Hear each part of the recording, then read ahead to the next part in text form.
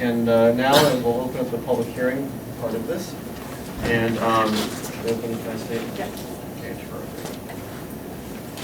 All right, so I want to start by thanking each of you for joining us here today and helping us in our review of the 2012 election year. This has been an extraordinarily busy year for those of us interested in elections. New York has had 4 election days this year, a presidential primary in April, a congressional primary in June, a primary for state offices in September, and November's general election. Unlike those primary elections, a general election in a presidential year regularly brings more than 2 million New Yorkers to the polls. And this one was conducted under the most difficult circumstances. To prepare for this election, we invited New Yorkers to reach out to us before and during Election Day via our social media feeds, at NYC Votes on Twitter. You can see the Twitter feed on the side panels. And on Facebook.com at NYC Votes. We responded to hundreds of comments and questions as CFB staffers were on the ground talking with voters and working in dozens of poll sites. As November began, Hurricane Sandy brought unbelievable devastation to many New Yorkers. The storm also caused considerable disruption to Election Day operations. Sandy knocked out power to the Board of Elections central offices and 2 of its 5 core offices. Many poll workers were unable to work on Election Day. Poll sites in the areas that took the brunt of the storm were rendered inaccessible. In all, 60 sites were relocated, affecting more than 130,000 voters, roughly 3% of all registered city voters. We saw that even through these disruptions, many poll sites operated efficiently and smoothly. Our shared goal, however, must be to conduct an election that runs efficiently and smoothly at every poll site in every part of the city. The weight of the evidence suggests that this standard was not met. Many problems had nothing to do with the storm. Long lines at the polls frustrated many New Yorkers. Broken scanners and bottlenecks at the voter check-in tables made long waits longer. Too many voters were mistreated or misinformed at their poll site. Many who applied to vote absentee by mail could not receive a ballot in time to cast their vote. Where poll sites were changed even before the storm, voters were confused about where to go and how to get there. Some voters seeking answers were misinformed. Governor Cuomo's last-minute executive order allowing New Yorkers to cast affidavit polls at any poll site added another element of confusion. Some poll sites ran out of affidavit ballots long before the polls closed, denying voters the intended benefit of the governor's order. Sandy exposed and worsened existing flaws in our election system, but we cannot allow the storm and its painful aftermath to obscure the need for meaningful change.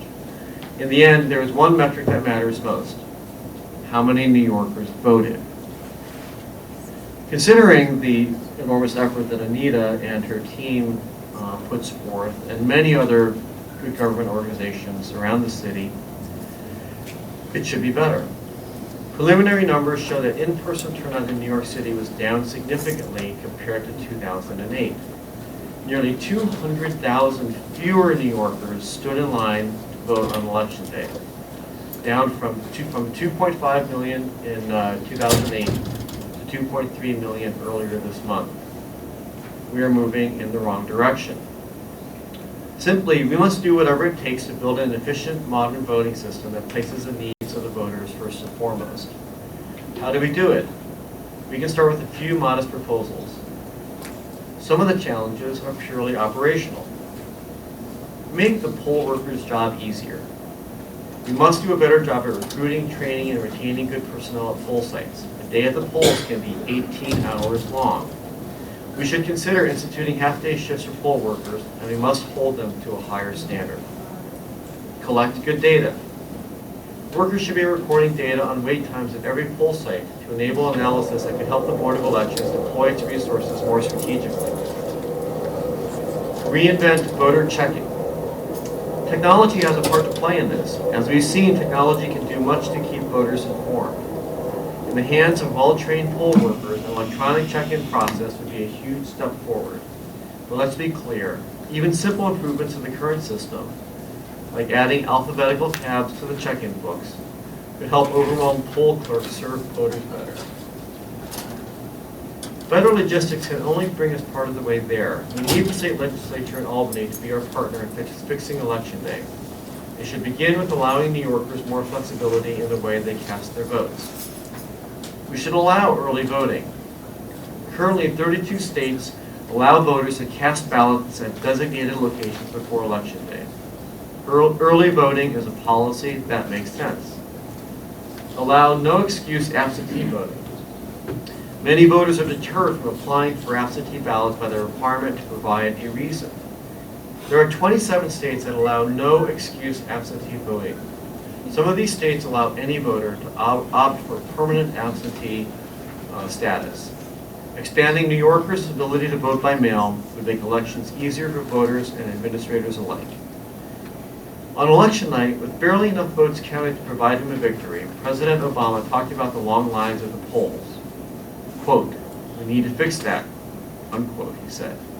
With the president's urging, federal resources could be brought to bear on these issues. We need support for election reform efforts at the federal level. The president's call to action began a brainstorm in Congress. Bills have been introduced to mandate nationwide Election Day registration and provide competitive grants to states that institute reforms. Senator Kirsten Gillibrand has a bill that would provide federal funds to train poll workers. These proposals would be a good start. VAAC has been active during this year trying to find ways that basic accessible technology can play a greater role in our election system.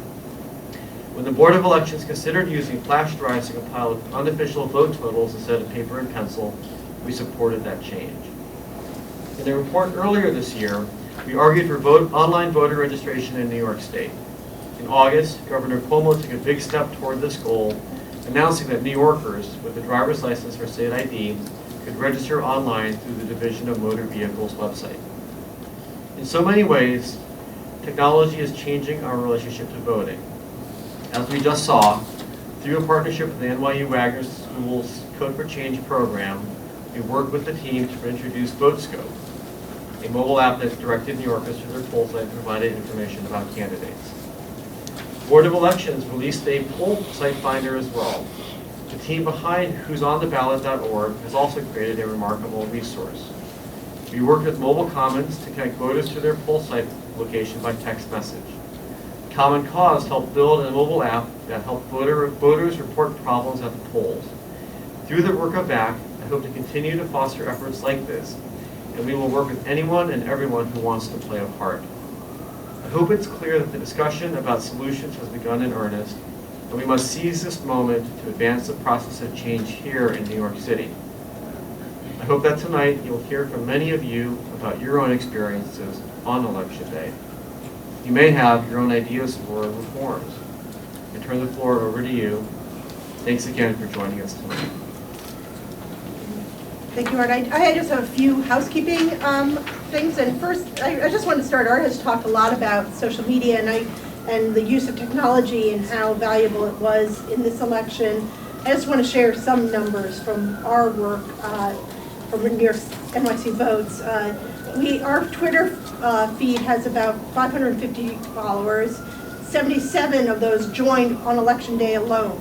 And we sent out 73 tweets on Election Day answering questions and concerns from voters throughout the day.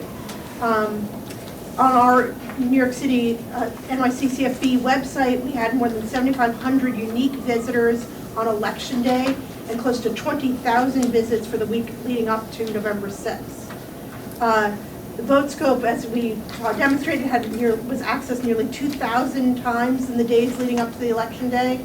And the Mobile Commons text messaging poll finder was accessed by nearly 23,000 New Yorkers on the days leading up to and including Election Day.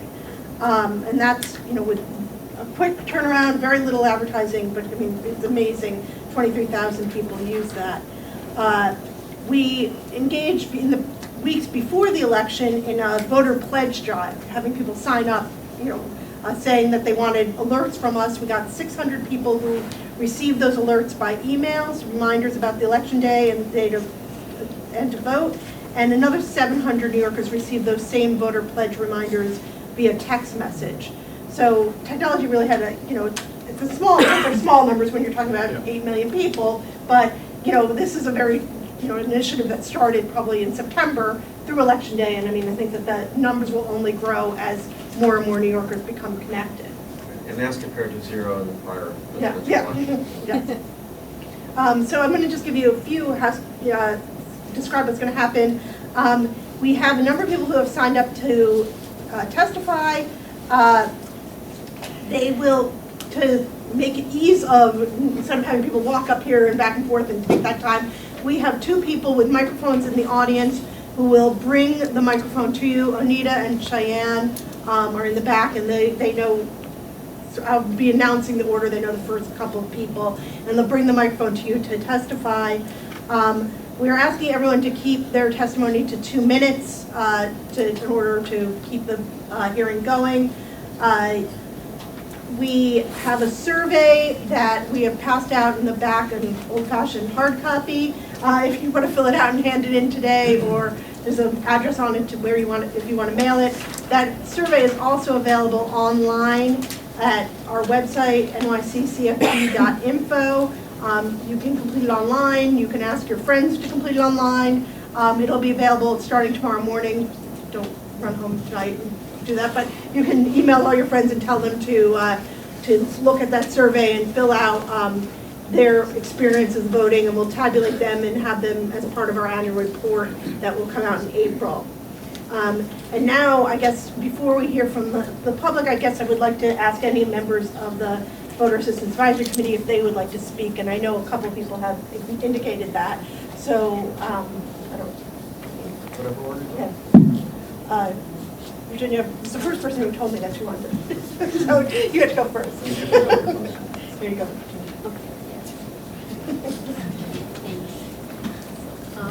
Okay, I'm Virginia Walker. It should be on. Did that? It's me. Yeah. Okay. Usually I also work as a translator in Janjay, but it's not on. Yeah, we can't Also, hear her.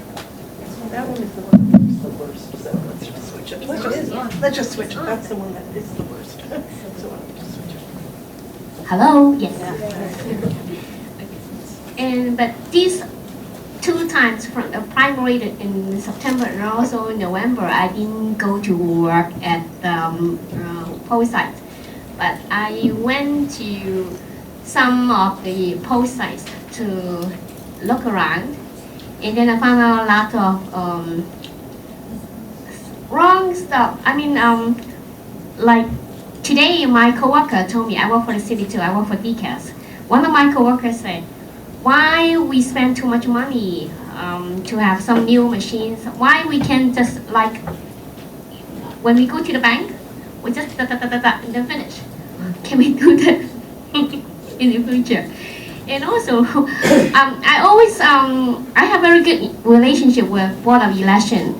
And usually, when they need people, Korean or Chinese translator, they will call me up. They ask me, for help to recruit some new people for the poll site. And but I found there's a lot of not qualified poll workers in the poll site, especially in Janjay. I don't know what happened. Okay, when I went there to vote, and then I volunteered to help out because they have problem. I saw like one poll worker said, return the people out. Say she didn't fill out all the items. She just filled out Obama as a president. So she says she's not right. She has to fill out all the items. So I think it's not right at all. So I don't know why, what kind of training she has. And then she's not new. She worked for in other poll sites many years. And then she came to Janjay for, I think, for twice or 3 times, something like this. She lived in my building. And also another person, she wanted to vote, but she couldn't find her name. And then I don't know why the people sent her to another table. She's supposed to go to 22. Number 22 table is supposed to belong to my building. They sent her to another one, and then the other table couldn't find her name, and then answered to fill out the other ballot. So, and then I found out it's not right. So I say, she live in my building, supposed to go to table number 22. So I solved the problem for her. From this case, I think Board of Elections should do something, because when you train someone, right, you should have all the details, the policy, why it happened or whatever. Like when I work for John Jay, I am a translator, but I also work for information.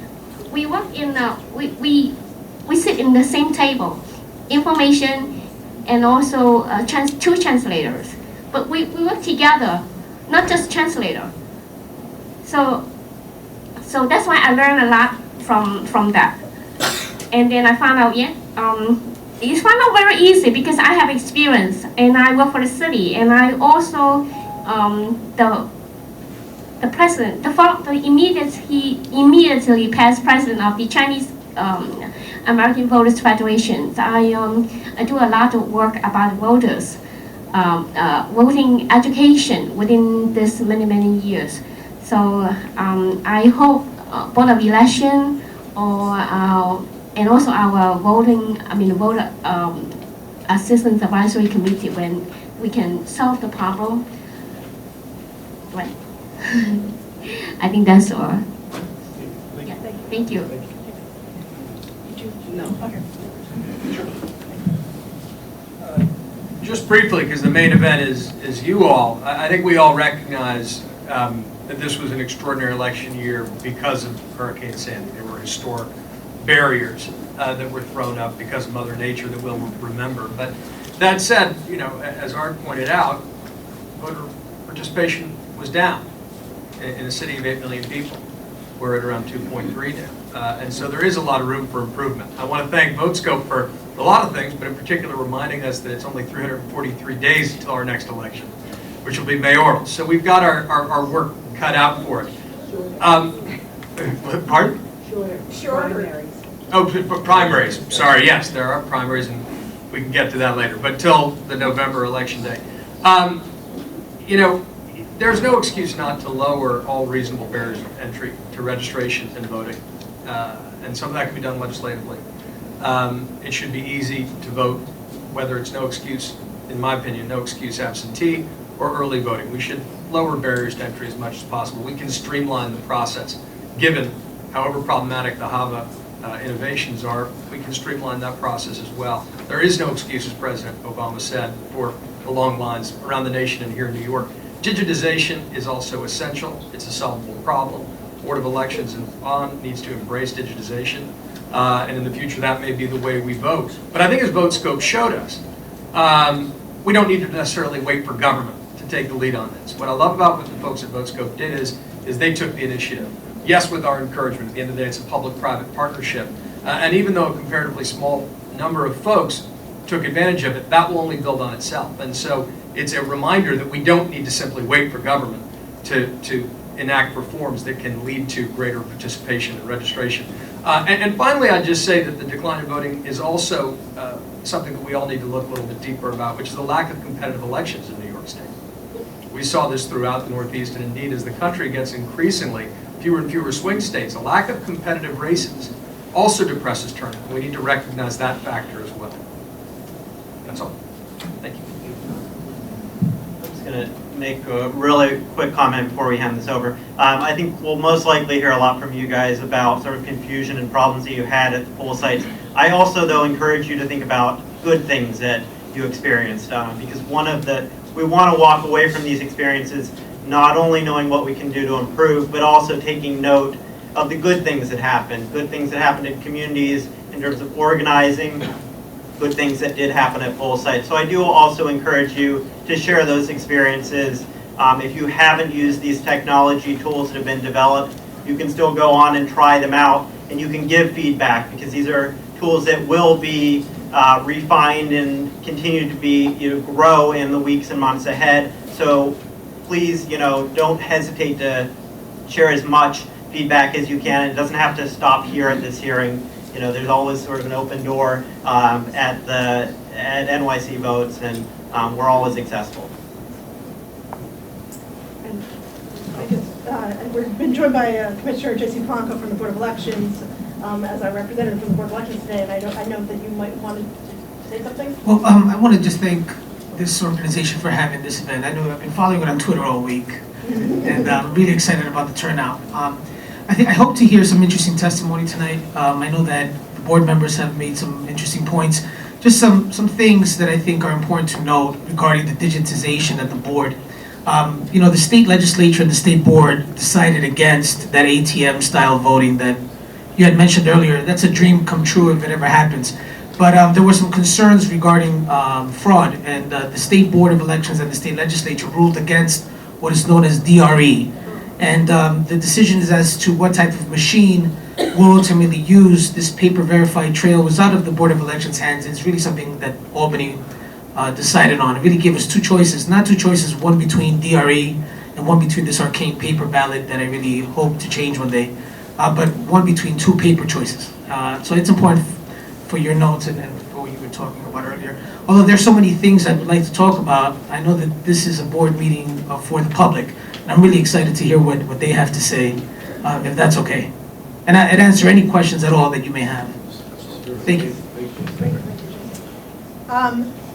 So we're going to start our public hearing, and the first person to testify is Monica Bartley from the Center for Independence of the Disabled.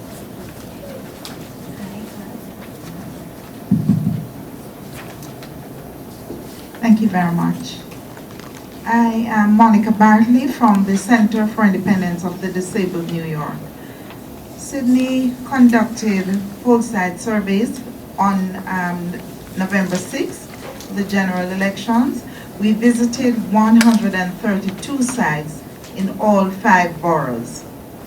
Of the sites we surveyed, only 24 were barrier-free.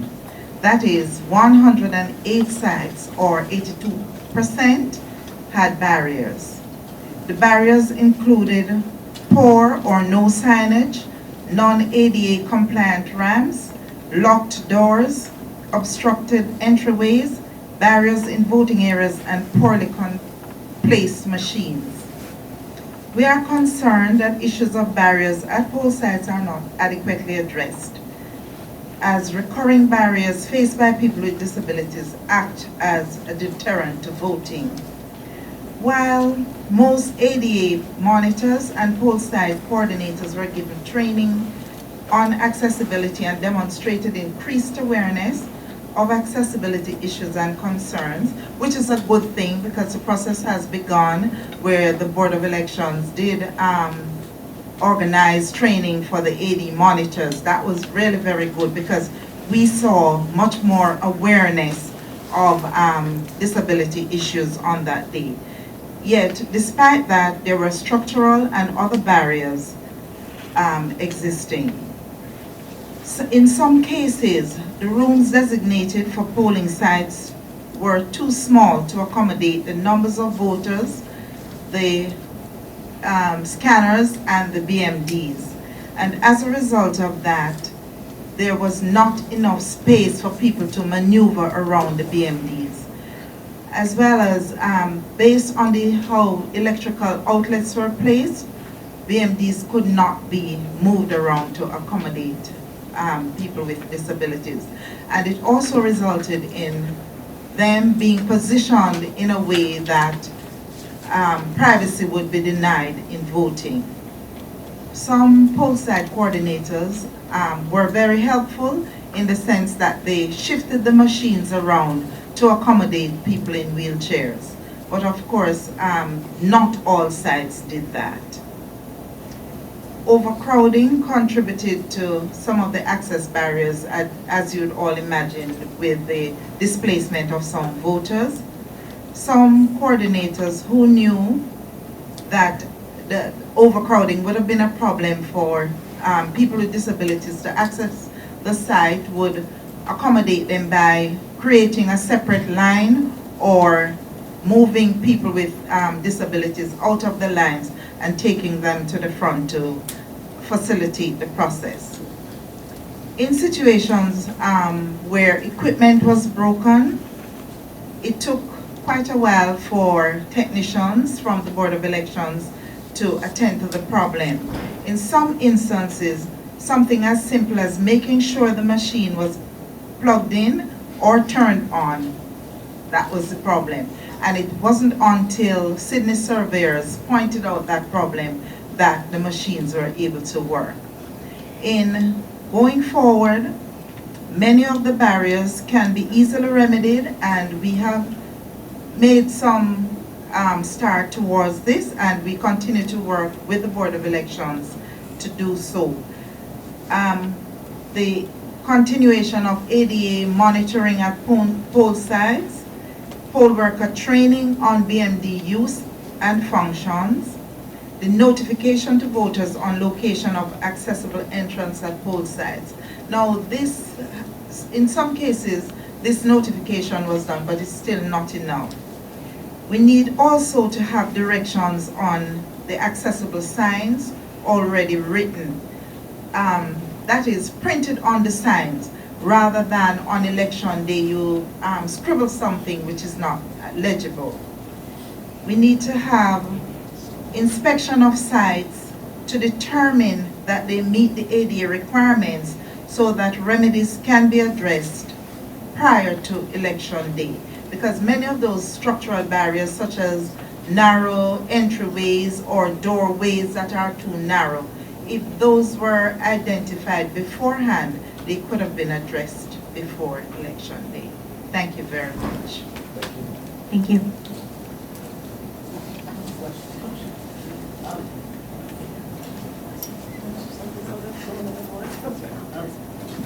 Can you hear me? I just want to ask you a question. First, I want to thank you for what you did on election day. That's very important.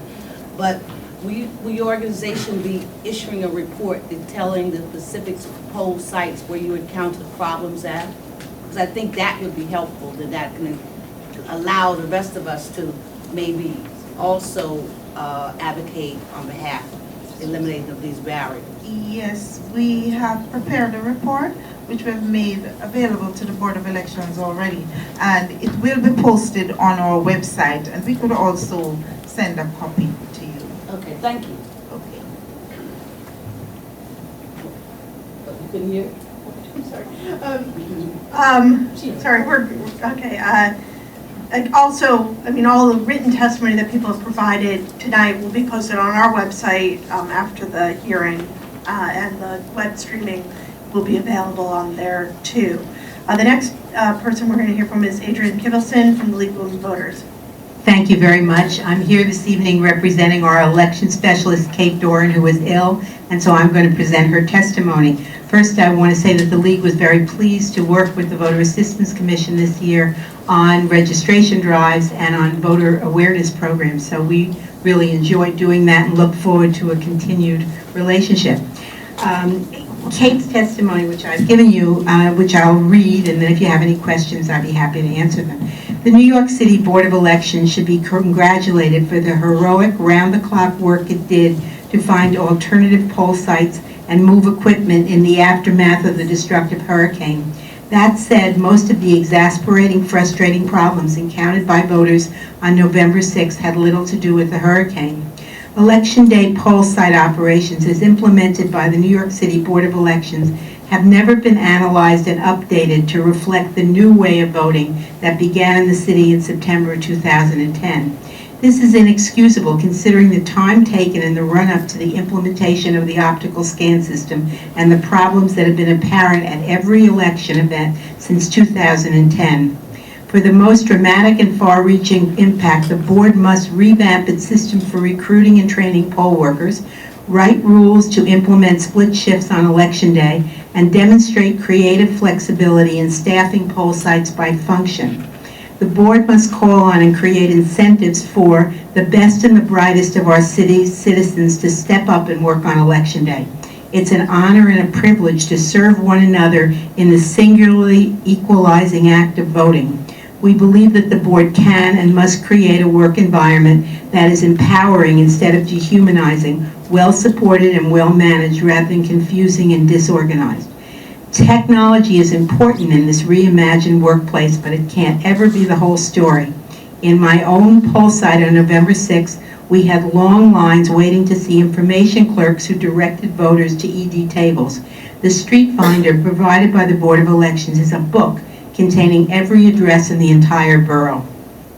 It's bulky and awkward to handle. A low-tech solution would be Street Finders printed by poll site, which would likely be just a few pages long. These coupled with a simple clipboard would provide the tools for poll workers to walk down the line of waiting voters and locate for them their ED. If the worker determined the voter was not at the correct site, he or she could be directed to another worker and the large borough-wide book.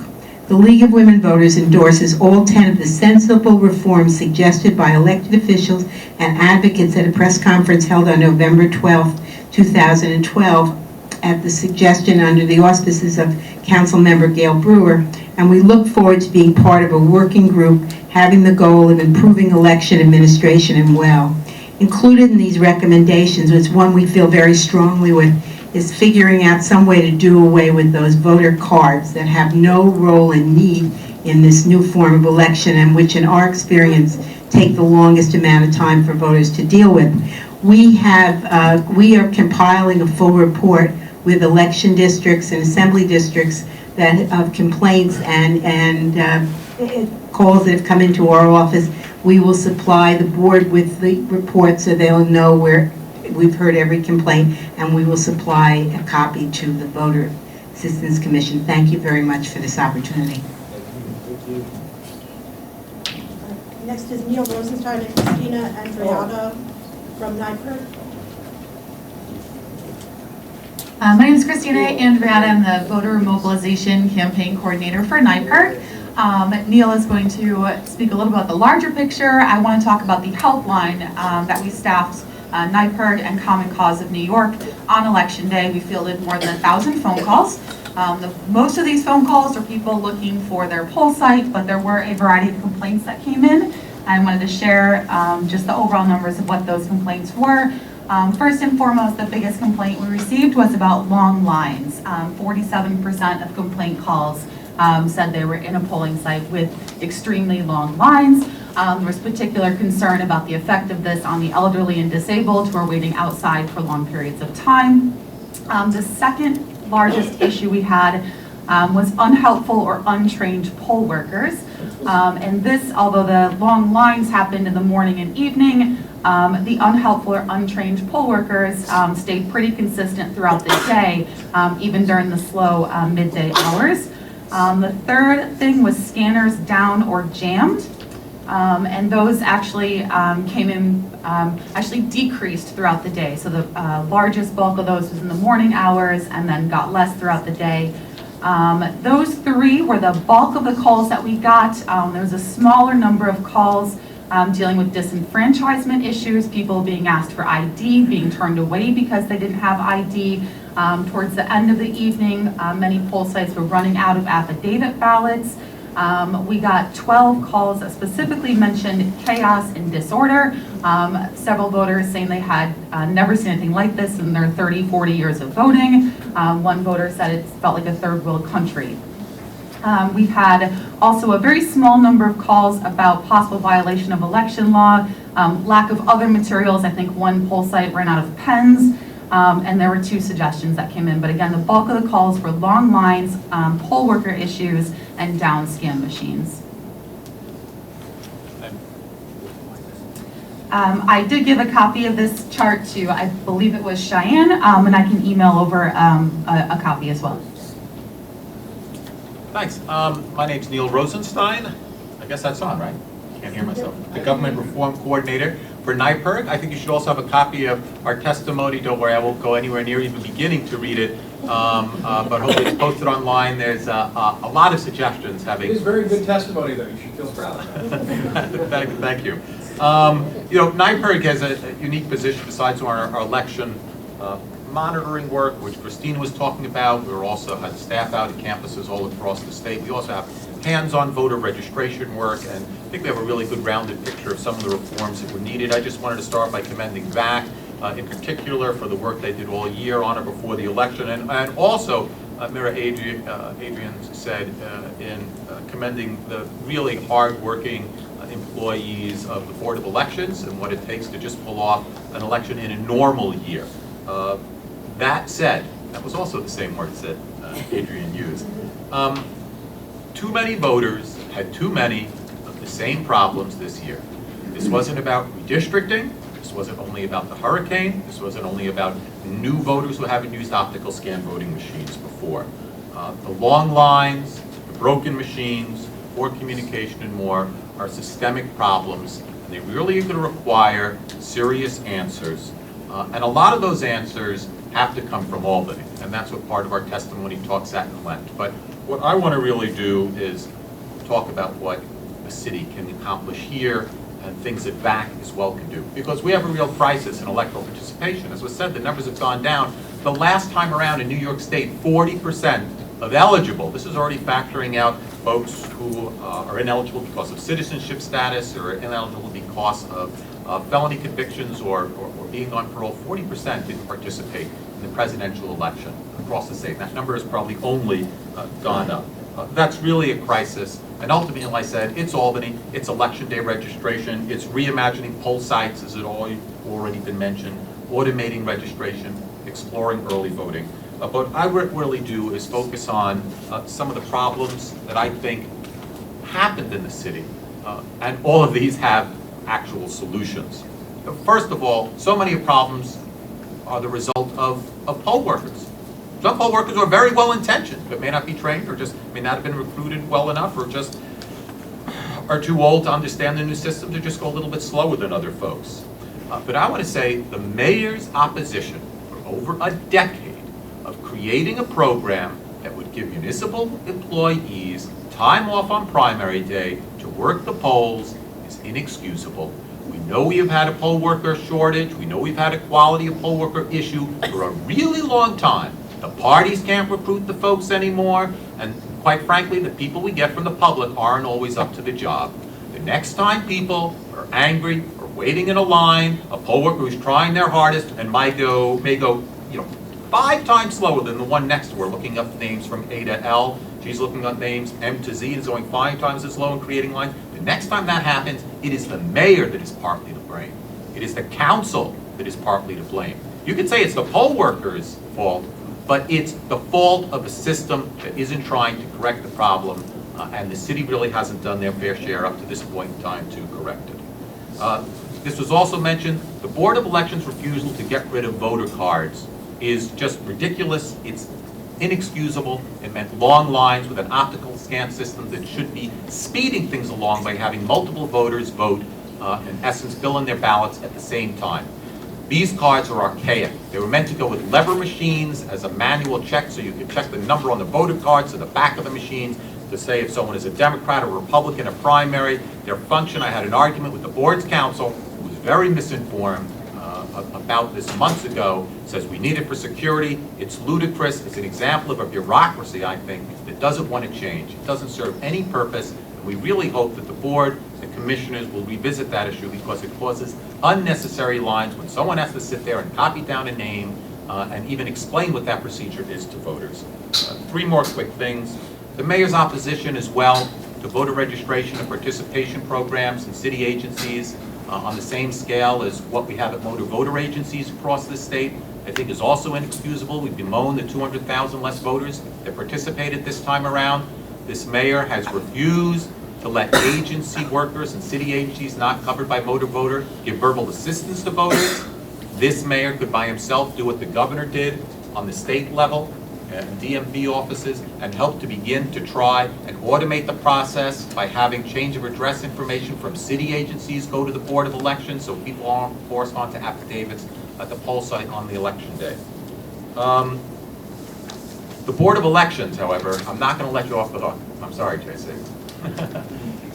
Again, the board's refusal to amend their voter registration forms, which we've heard from the State Board of Elections and others, to include something as simple as an optional box for voters to put down their email address, is just baffling, all right? It's an administrative change, it's a bureaucratic change.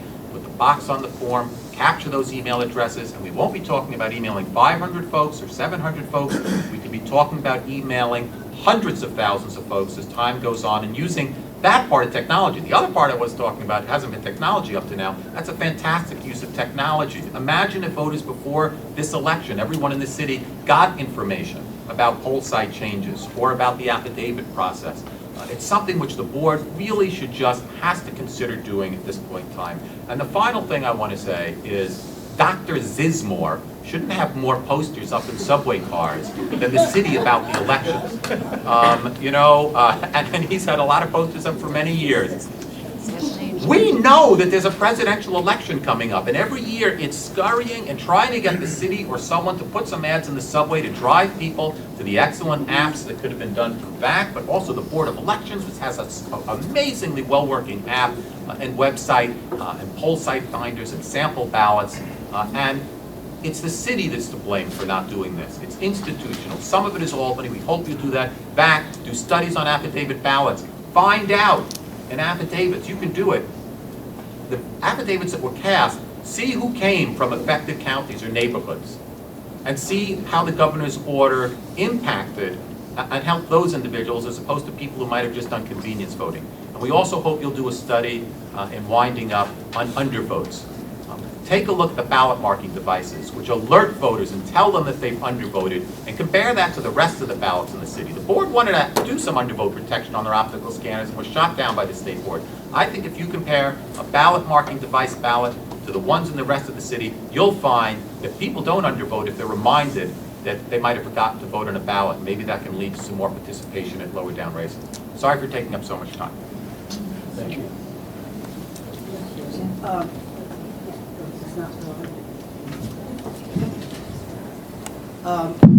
Well, Anil, thank you for your testimony, but there was an aspect of it that troubled me. You know what that was? Your reference to the age of the poll workers and to their ability. Now, you know, as well as I do, discrimination of age and ability is against the law, right?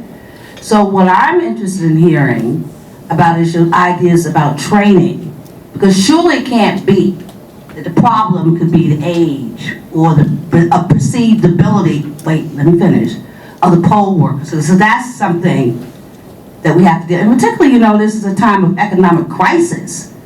And you know, we might not think it's a lot of money, but the people who work the poll sites, I think it's a lot of, they need the money, a lot of it. So that's what I want to hear about. You know, we can't do it tonight, obviously, but I would be interested in how NYPIRG's ideas about training that could help deal with some of those problems. Because they are problems, but we need to have, you know, more sensitive discussion about it. Yeah, there are 4 quick things in the testimony that I would just mention. I think the problem is right now training, and we've heard horror stories from our colleagues about what happens in training. I think you have to professionalize it, and that means non-patronage. I think you need outside folks in there doing training who will fail someone if they're not able to do the job. But to make up for that, you need to have comp time for city workers. You need to have something to take up the slack if the board starts enforcing and failing people at trainings. You need also to tell district leaders, if you don't get you can't change that process. If you don't get your names in, we're not going to take those people after July 15th. That's the only date they're required to take them up to, and they'll take anyone. So we need more poll workers, we need to professionalize, and we have some other thoughts in there. I certainly, no intention to discriminate. As I said, poll workers, they work really long, great hours. I apologize. Just watch your language. All right. If I may. Well, thank you so much for League of Women Voters, NYPIRG and Sydney so far for your input. But as far as what NYPIRG just mentioned regarding email addresses, I would like to note that the state board designs our voter registration forms, and they're uniform statewide. You have a lot of support for getting those email addresses, especially at the board, so we can have in our database. But they haven't moved on adding that as part of the voter registration. And that's a uniform process, and they rejected our considerations, but that's something that we would like. I know that many commissioners on the board would like to see that happen. That's one. 2, you had mentioned regarding training of poll workers. You should note that the election law is so arcane that it doesn't even require poll workers to be trained. Do you know this, Neil? Could you believe that the state board and the state election law does not require the poll workers to go through any training process, but the Board of Elections in the city, however, makes it mandatory before we deploy anyone. Now, we hear that consistently, and this is something that we're taking very much into consideration moving forward, what to do about the training that's not even required by statute, but we're trying to implement a training where customer service is paramount and that our voters receive the best customer service possible. So thank you for your input on that, but we're working on that as we speak. And something else you mentioned regarding the lines, and this is something that's going to be uniform, I think, tonight, regarding the long lines. I want everybody to know, this is not an excuse, as I'm not here to excuse incompetence in any way. But I am here to explain something that I think is important and we should keep in mind. We have seen over 330,000 requested affidavit ballots on election day, which is a lot more than we have ever seen before, ever. And that a lot had to do with the last minute executive order. Now that's the truth. That's not an excuse for the long lines. But keep in mind that we would have long lines anyway under the presidential election. I was here in 2008, and I remember being in Harlem with many voters as the lines circled around the block several times. People even had barbecues outside as they waited for an opportunity to vote on those old lever machines. This time around, we also had long lines. But keep in mind that this last minute executive order had poll sites that were prepared for 1,000 voters, see almost 5,000 waiting to vote, and over 330,000 across the city requested affidavit ballots, something that was completely unexpected less than 11 hours before the polls opened. Keep that in mind. That's not excusing incompetence, but we are working to streamline things. Thank you for your input thus far. And we hope to get more information tonight so that I can carry over, bring over to the rest of the board so that we can begin tackling some of the concerns. But I just wanted to make sure that that's out there, that these long lines were going to be there, and that with the late minute executive order, we saw something that we've never seen before.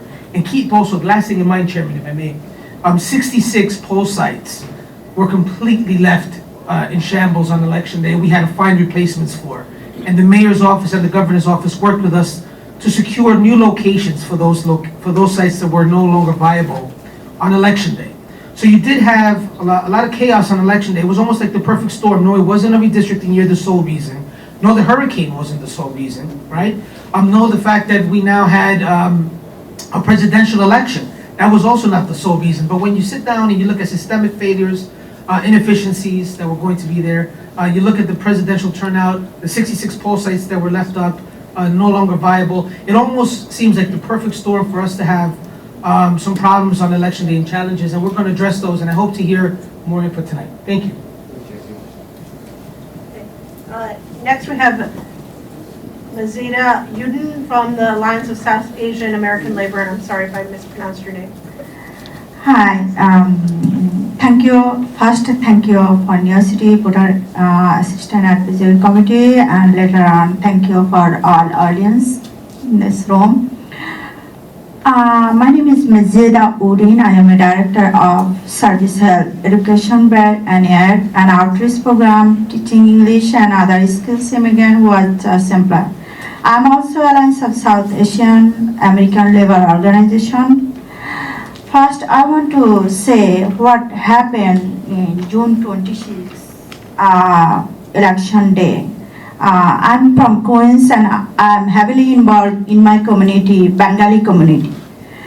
And June 26, the day of the primary election, I went to every poll booth in my area as a poll monitoring. I was in Hillcrest High School polling station from 9:30 a.m. to 12:30 p.m. where I observed that the poll workers are neither polite or patient with voters. There was supposed to be 2 Bengali interpreters, but only one was at the seat. Interpreter worked until 9 p.m. with no other assistant. The other 2 Hindi interpreters who were present took 2 hours lunch break. There was no Chinese interpreters at all.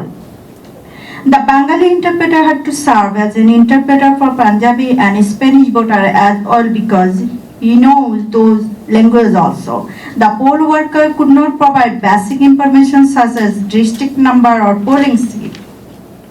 Several Bangladeshi people asked a poll worker at the information desk what vote was taking place. She told them outright to vote for Laurel Lansman as congressional candidate, and several of them took her advice also.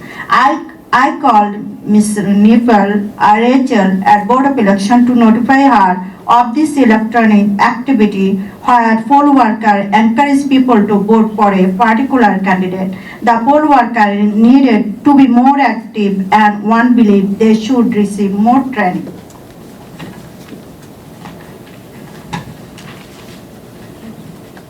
There was several responsibilities the Board of Election should uphold for general election. Voting cards should have to be phone number of the Board of Office.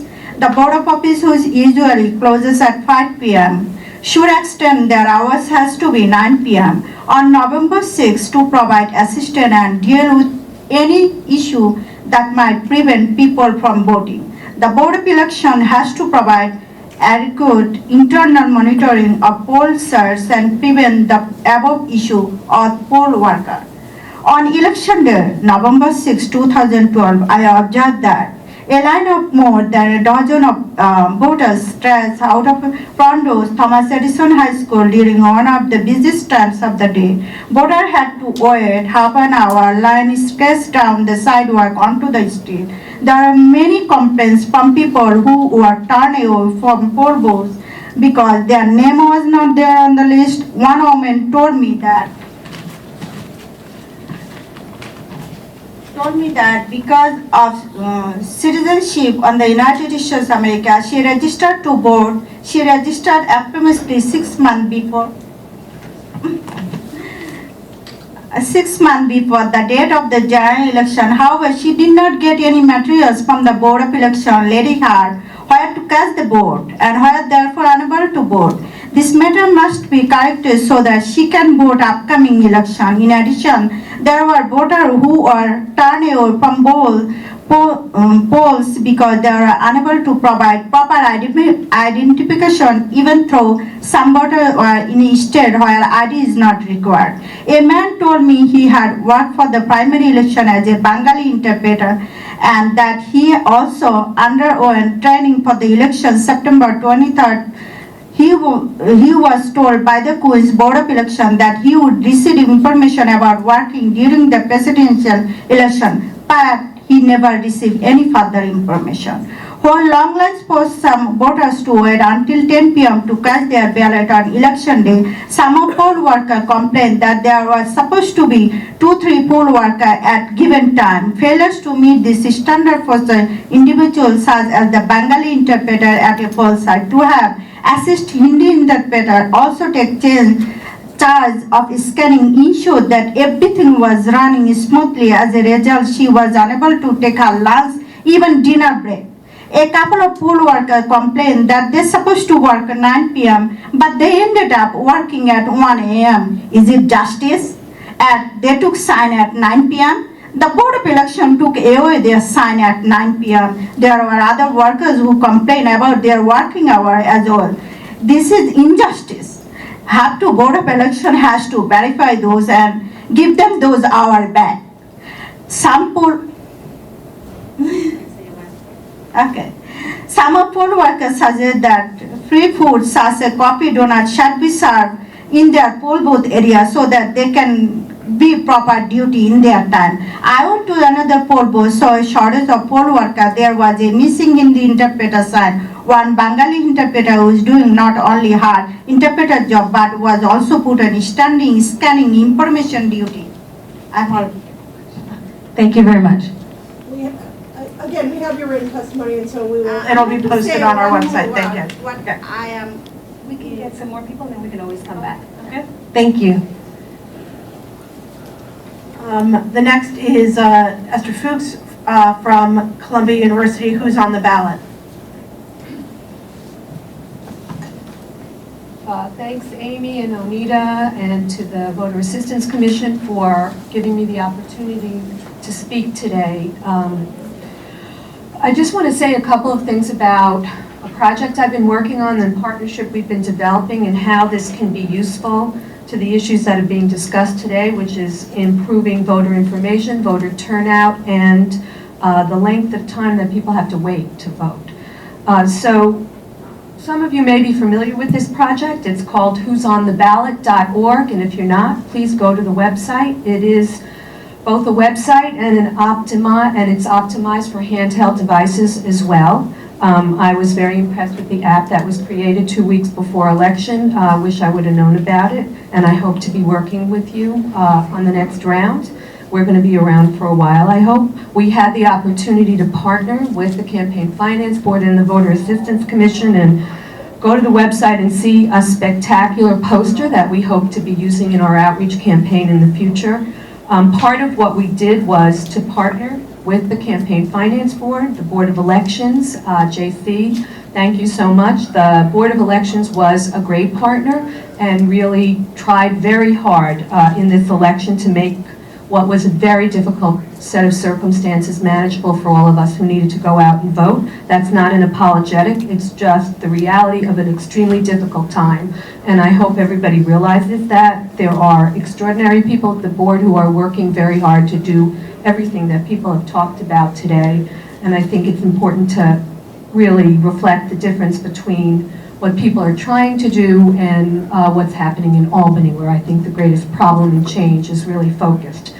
Who's on the ballot is, as I said, a website. Is all you have to do is enter your address, and you'll receive your polling place information, including a map and directions, and a sample ballot tailored to your district, and a customized list of candidates that will appear on your ballot on election day, as well as links to both the websites of the candidates and nonpartisan information that's been provided by the Campaign Finance Board, or in the case of judicial candidates, the Bar Association. We try and link to the League of Women Voters site, as well as to the Citizens Union site, all in an effort to educate voters before they get to the polls. And the idea is very simple.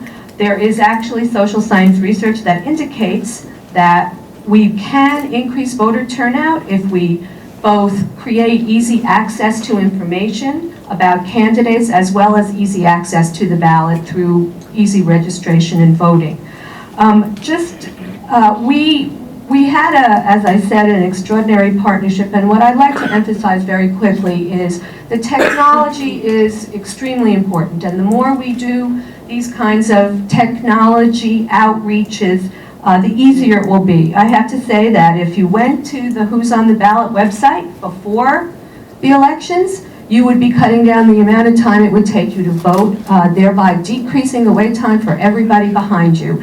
Seeing that ballot, very simple. Knowing who you're going to vote for, very simple. Knowing where you're going to vote, very simple. And the whole idea is to keep it simple for New York City voters.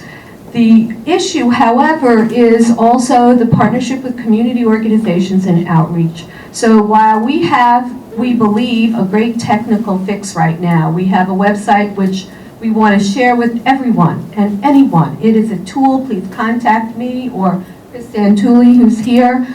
We have enjoyed working with many of you in this room. Our view is we have a tool now in which we hope everybody will use it. But it's like the tree that falls in the wood. If nobody hears it, did it really fall? You need to have community partners. There has to be outreach. We right now are translated into Chinese and Spanish. We hope to do a Bengali translation in the next round, and all the other languages that the Board of Elections already provides translations for.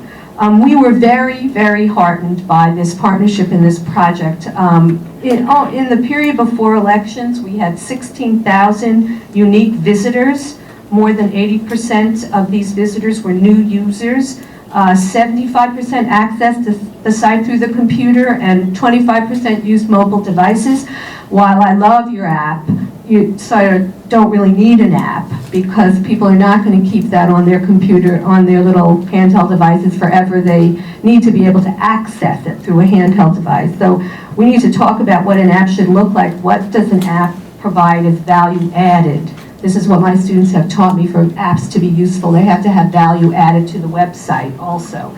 So love to engage on that. And we're working with the social networking websites, Facebook and Twitter. We're trying to use that as a referral to get this sort of viral thing going, so that everybody refers their friends to these kinds of websites. And that's probably one of the most interesting parts of what we can do in the future. There's also new research that shows that it's the friends who refer to the friends over Facebook and Twitter that really moves turnout numbers. And I think that's just as important as everything else that's going on here. We had a section on facts on election day, frequently asked questions, so we tried to provide for those who did the volunteer work for voter assistance on election day. We provided information for people who were having trouble. We were linked to the Board of Election on Hurricane Sandy information, so people were able to go to the website and find out quickly where the changes happened. I think part of the outreach issue, really, the news media was Sandy 24/7. So I think the normal kinds of outreaches that would have happened using traditional media really didn't happen the way it happened on, the week before election. So I think we had some severely extenuating circumstances in this election, and I think people on this podium did an amazing job. Amy, your staff, everybody at the board, under very, very difficult circumstances. So I'm interested in shortening those lines on election day in 2013. I'm interested in improving all of those things that everybody has already talked about, so I won't repeat that. And I'm really looking forward to collaborating with anybody and everyone in this room for the next round of elections. And I hope if you have any questions for us, you'll please contact us through the website or email me directly. Or Chris. And thanks so much again. I think Voter Assistance Commission and Campaign Finance Board have been a very, very important part of the civic landscape in New York. And I think the partnership between government and community organizations and civic associations and businesses is the most important one we can create to improve voter turnout. Thank you. Thank you, Esther. Thank you, Onita. I hope I said your name. You said you did. We're running late, so I mean, I know it's unfair for those who are later. I've been giving people extra time, so I would like to try and keep it moving. So if you could limit your comments, I'd really appreciate it. The next person is Kathleen White from the Health and Housing Corporation. The Health and Hospital, sorry. No problem. HHC. Excuse my voice. But good evening, everyone. My name is Kathleen White. I am representing the New York City Health and Hospitals Corporation. And I'm here to talk about our collaboration with the New York City Campaign Finance Board with regard to outreach. And I am pleased to report that through our work with the New York City Campaign Finance Board, we were able to organize more than 45 voter registration drives at 21 of our facilities, and we're talking about our hospitals, diagnostic and treatment centers, and our long-term care facilities. We were able to, this effort was led by our community advisory boards, our 21 community advisory boards, and through that effort, we were able to mobilize 75 volunteers who staff tables within our hospitals, and I'm sure many of you have been at our hospitals, which are, many of them are located in key areas in the city that are been identified as low voter turnout. So we thought that, wow, this provided us with an opportunity to provide a convenient place for community residents, our patients, and staff who are not registered, to provide them with the opportunity to vote. And, I mean, not to vote, to register to vote. I apologize for that. So through that effort, our volunteers distributed 1,124 voter registration forms, and a total of 739 of those forms were completed, collected, and mailed to the Board of Election. We think that, all before the October 12th registration deadline, we think that our collaboration with the New York City Campaign Finance Board is a model for future collaboration with other agencies, and we look forward to the opportunity to work with the Campaign Finance Board on these efforts. Just to share, the Campaign Finance Board staff came to our facilities to train staff to complete the voter registration forms. They equipped all of our sites with the voter registration forms, pledge cards, and the voter registration forms, pledge cards. There was something else. And information, other information. And we were very happy for this collaboration, and we look forward to future collaborations in the future. Thank you.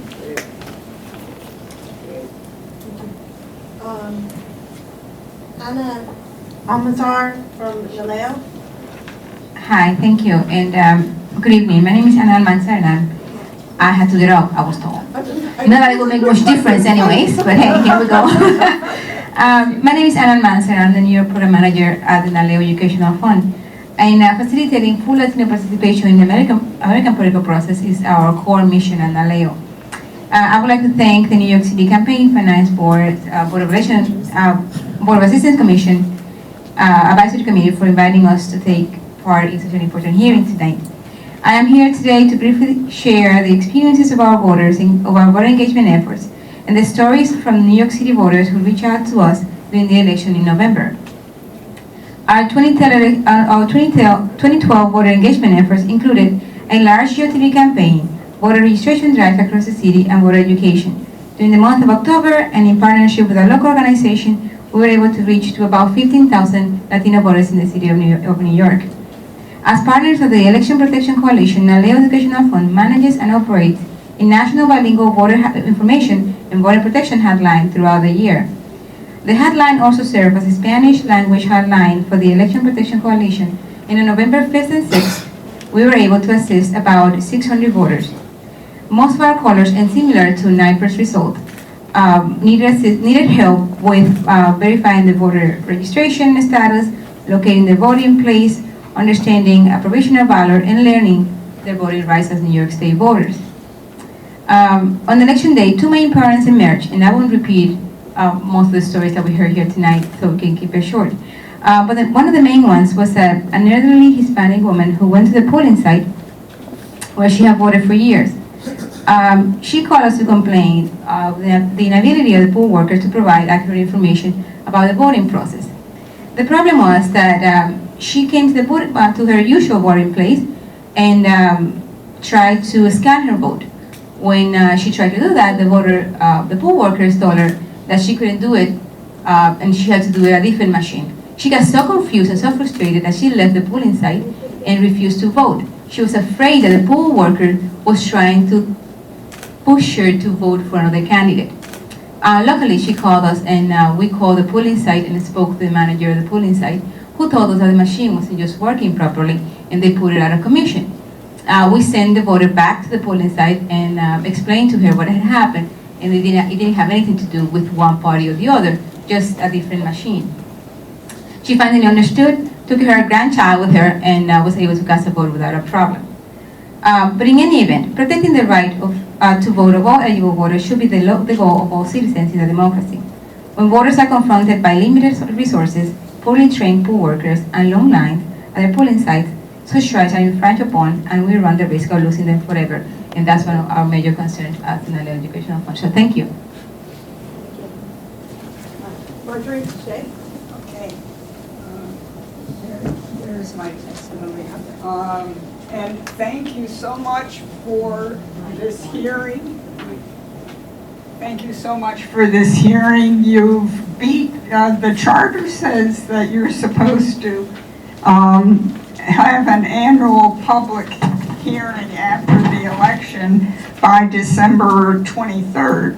That's in the charter, so you're days ahead, and thank you so much for the cooperation. You know, something good did come out of this storm. I've been watching the Board of Elections and the Campaign Finance Board for 10 years at least, and the amount of cooperation that the storm set into play is really sort of a silver lining.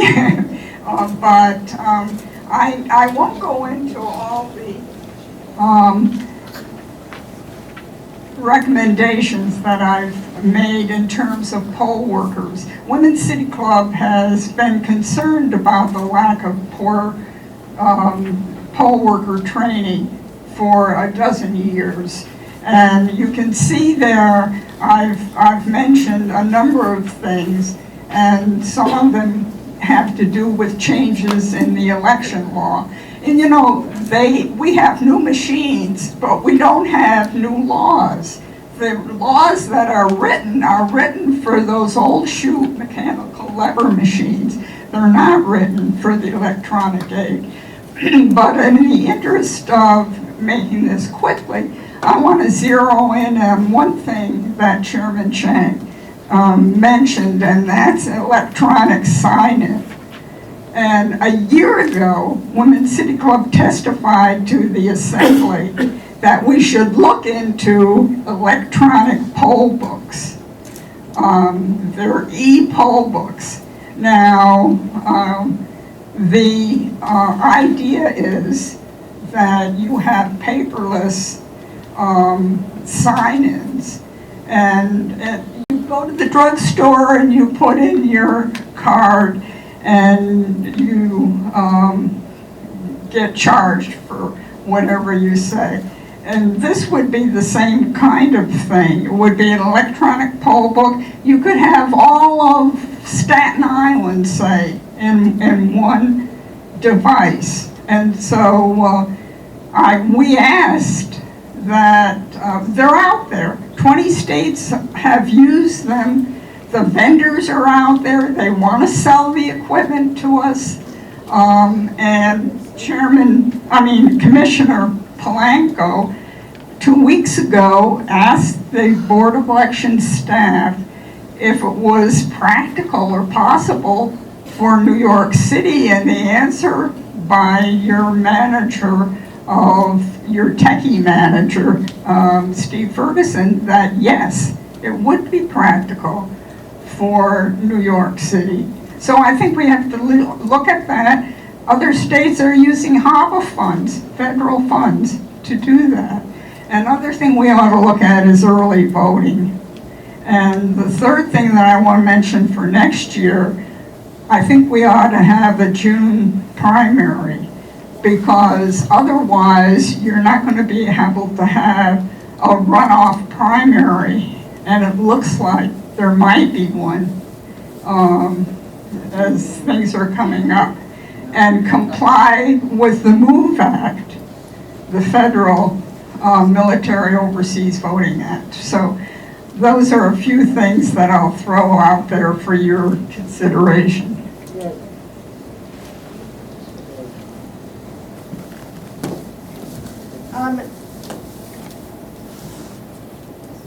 If people, we're doing this in the order that people walked in, but if someone has to leave, you can just see Onita or Cheyenne and just tell them, and we'll move you ahead if you, not everybody is going to be able to be accommodated because everybody wants to go next, but hopefully we can make those accommodations. The next is Alex Camarda from Citizens Union.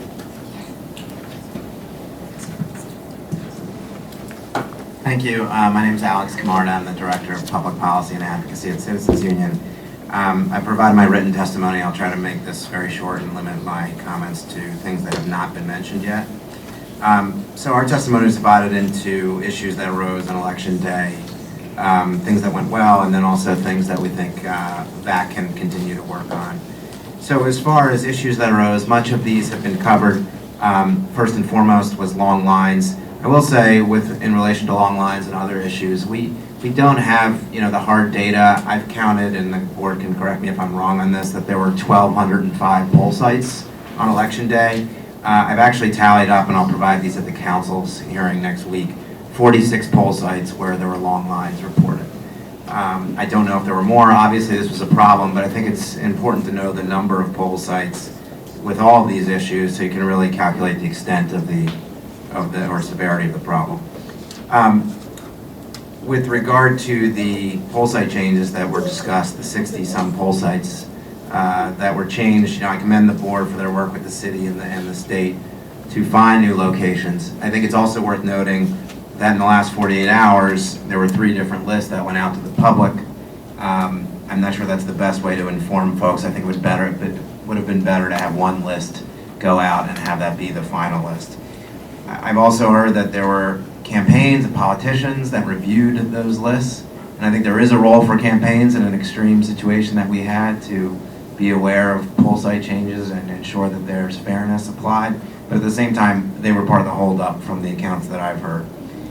With regard to absentee ballot mailings, both the date for applications was extended and the receipt by the board itself of completed ballots, but the postmark date was not extended. New Jersey did this, they extended it from Monday to Tuesday. I think it should have been done for New York. I expect that we'll have absentee ballots that come in later than that postmark date, and people's votes will not count. On Governor Cuomo's executive order, I think this was well intended. Citizens Union did not ultimately support it for a number of reasons. We were concerned about local contests, which were very competitive, that people would use this as a means to, for convenience, casting a ballot close to home, or I should say close to their work site rather than at home if they could. And we were concerned about the impact on local races. It also turned out, apparently, because the governor's office did not notify the board, that they were not as prepared as they could have been. And for anyone who was at the board meeting 2 weeks ago, it was really amazing the ballots that came in. I mean, there were ballots that were cast on notebook paper without affidavit envelopes. And I commend the board for coming up with some standards to try to evaluate this, but there were a lot of unintended consequences with relation to the executive order. On what went well, ballot design, we've heard a lot of complaints on that in the past. I think because the board increased the font from 7 to 9 point in the weeks before the election, I heard very few complaints about that. It didn't come up at this hearing at all yet. Also, the board chose to move some of its equipment in Staten Island in the days before the election. This really has gone unnoticed. It probably prevented many more poll sites from having to be, new poll sites from having to be created, and it was a very smart move that they really haven't gotten much credit for. Another thing they did well was election night reporting. I didn't expect this to happen at all, given that their computer systems were down. In fact, they did it, and they did it better than the primary. So that's another step forward on something that's been worked on by many of our groups and advocated for. As far as solutions going forward, many have been mentioned by the state, by the city, the mayor's office. I've limited my testimony to VAAC just because, one of the things that we encounter as advocates is I feel like everyone talks about all these problems at every hearing we go to, but I think it's actually really important, particularly government entities, that they take ownership for a handful so we can get them done. And VAAC, looking at the charter, their authority is really in relation to registration. They actually have a great deal of authority when it comes to registration in terms of working with city agencies to register people, working with young people to register them to vote. And I know Anita does a lot of hard work on this already. It's great to hear what's going on with HHC, but I would just encourage that work continue. I suggested some areas that could be looked at that VAAC can do without having to get anyone else to agree. One of those is the Young Adult Voter Registration Act. It was passed earlier this decade. It requires all the high schools to pass out registration forms at the same time and in the same manner when at graduation, when students get their diplomas. I have no idea if this is being done. I used to be a high school social studies teacher. I can tell you I went to a lot of graduation ceremonies, never saw a voter registration form distributed. So I think that's something where VAAC could work with the schools to see if that's occurring. We have a bill in that we've worked on with the council and Councilmember Jamani Williams. It's in number 760, tracking at the individual agencies how many registrations they actually file as part of their intake process and give to the board. I think it's very important to measure that so we know if what they're doing is effective and the advocacy that we're doing and the work that Anita does. And so I'm just happy to hear that HHC was tracking theirs. I think that needs to be tracked so we can see how many agencies are actually doing this and we know what techniques work and best practices can be shared. And I think if VAAC really wants to shoot for the moon, and I know there's an interest in technology, I don't see anything that prohibits VAAC from working with the mayor's office and the agencies to do automatic voter registration. So, those three things alone are huge issues to tackle. It will be more than enough to keep you busy. And it would be great if VAAC could just focus on registration in addition to the advocacy that's done at these hearings. When we go before the council and state, we've got to pin them down on trying to tackle issues that they have jurisdiction over. Thanks so much. Thank you, Alex. I just wanted to also say that maybe at one of our next meetings, we can invite the Department of Education, because I do know in the last round, they did say that they had sent out all those diplomas, so maybe they can come in and report on it. Amy? Was that? Okay. Next is Kimberly Smith from Harlem United. Hello, good evening. I'm Kimberly Smith. I'm the Senior Director for State and Local Policy at Harlem United Community Aid Center. Harlem United is a comprehensive community-based health center that focuses on a range of preventative and treatment services and housing for people living with AIDS, whose lives are often complicated by poverty, homelessness, mental illness, and substance use. So on behalf of our executive team and our agency, I wanted to thank the Voter Assistance Commission for holding this hearing this evening. We're delighted to be able to share our experiences, and I'm going to focus primarily on our experiences with voter engagement leading up to Election Day. We are compiling some information from our registrants about their experiences on Election Day, but don't have that finished yet. So we are not, we have a strong and still active client-based advocacy and mobilization roots, so we were not unfamiliar with voter engagement efforts. When the organization was smaller, in fact, we coordinated many voter registration drives and drove clients to polls for significant elections. But this year we wanted to build on those efforts, but capitalize on the significant presidential election in order to engage our clients and staff in voter participation. As you know, or can imagine, elections matter for community health centers, housing, and social service agencies like ours. So to address this need, we developed Harlem United Votes, which is a nonpartisan voter engagement initiative whose objective still is to engage and mobilize clients, staff, and community in voter participation. And while I spearheaded the effort out of the policy division in Harlem United, it was definitely a cross-agency event. So not long after we started, we quickly sought the expertise and guidance of the New York City Campaign Finance Board and Cheyenne Sapp, who, along with a staff member from the Community Healthcare Association of New York, conducted an excellent training back in August 2012 for our internal committee. And what was really one of the takeaways from my testimony this evening was we were really able to research and focus in on the critical issues that our specific client base face and target our voter education toward them. And two of these main things were the fact that homeless individuals are entitled to vote in New York State, as well as those individuals convicted of a felony as long as they are not currently incarcerated or on parole. And these messages proved crucial. So we built up a lot of momentum and excitement. We were able to develop materials, posters. We also did a short YouTube video of our CEO, Stephen Bussey, promoting the effort that can be found on our website.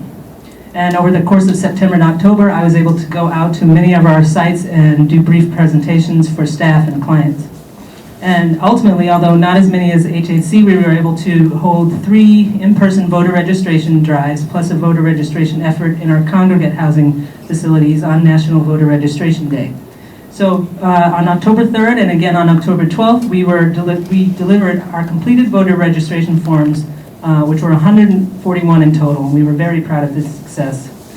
And though Superstorm Sandy thwarted some of our last-minute get-out-the-vote efforts, we were able to do one final push before November 6th to encourage clients and staff to vote. And since then, as I said, we've been conducting a survey to glean their experiences. And I can submit my testimony in writing, but just to close with a story. Just today I met with one of the clients who was able to vote. He actually didn't receive our materials in advance, but happened to stumble upon our voter registration drive in September at one of our adult day health centers and was not sure if he could vote. He had been incarcerated for 7 years and was released in July, and was a relatively new, still is a relatively new client of Harlem United at our ADHC, our adult day health center. And so we let him know that he was eligible to vote, and he registered. He actually followed up with me personally, and I helped him with the text app to find where his polling site was. He found his polling site, and he voted for the first time ever in his life. And he said it made him feel like he was somebody for the first time in his life. So voter registration services and efforts clearly are so very necessary to reach out to communities like the one that the man I was speaking of belongs to. And we at Harlem United are so grateful for the support of the New York City Campaign Finance Board in helping us educate and empower our clients and communities in this way, and would love to continue to partner. Thank you. next we have Robin Sherman Epstein.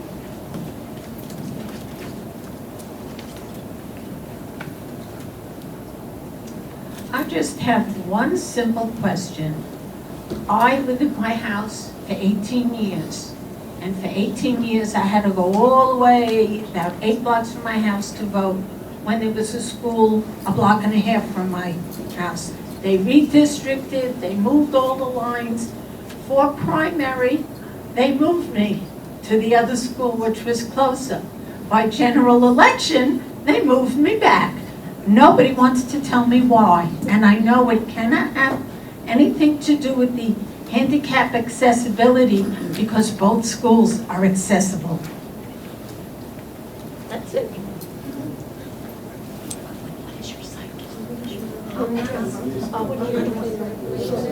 Brooklyn, New York, I'm sorry. Could you do me a favor and send me your information? I'll get an answer for you directly. What you should note is every 10 years, this redistricting issue has been a problem. And the reality is that this year, many voters weren't aware that it's a redistricting year. I highly doubt that the 4.3 million voters we have in New York City are sitting at home saying, well, you know, this is the 10th year. I think Albany is working on districts. The reality is that the Board of Elections did ring the alarm early enough, telling the legislature to get their act together and draw these lines before a judge does, and ultimately a judge did. And the legislature decided to draw their lines very late in the game. And I mention the game loosely. The reality is that it was a disservice to the voters, doing it so late in the year. The Board of Elections worked tirelessly trying to figure out what poll sites to utilize this year. Many voters saw themselves voting in new sites for the first time in some 30 years because of these changes. Now they're not obviously these changes are going to affect voters differently. Your situation that you described is one in which wasn't because of but throughout I'm going to give you the information, I promise you that. But what we do here is complaints regarding poll sites, and what I want voters to know is that we can't please every voter and make sure that poll site is down the block. But we do our best to keep them contiguous, and we were changing poll sites up to the minute. Obviously, some places were affected by the hurricane. Those 66 poll sites represent thousands upon thousands of voters. There are others that have been updated because other poll sites were no longer available. We work with private poll sites many times, and those poll sites weren't available to us. Some schools were no longer available because they were not allowed to be used because they weren't handicap accessible, and we had to find new sites. So throughout the year, we're constantly looking for new sites that are going to be used for the voters. But as it pertains to your specific issue, I'll get an answer. ASAP. Thank you. Thank you. The next is Andrew Kurzweil. Sorry.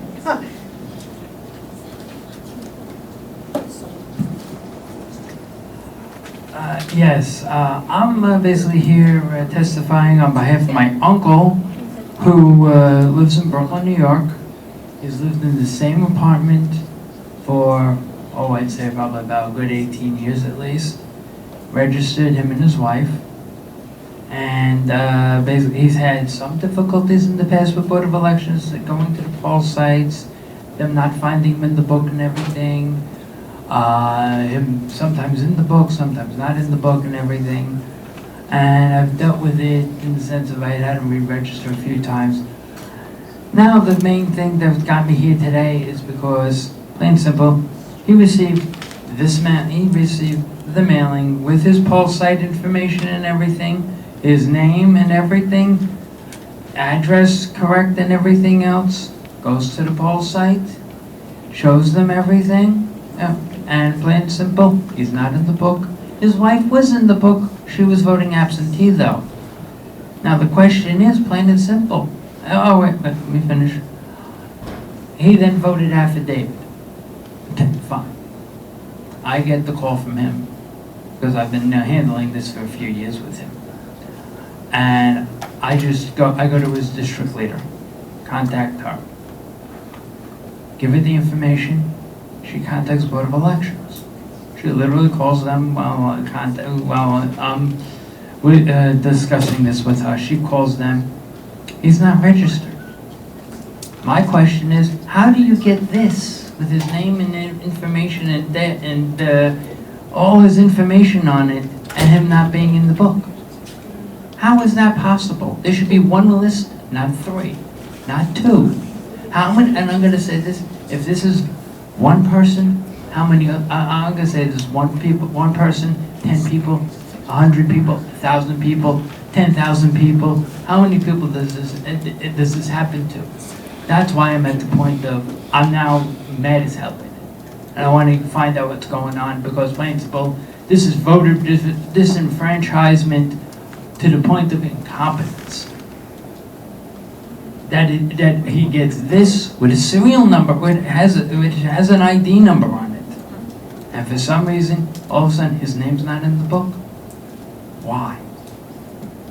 Plus, also another question.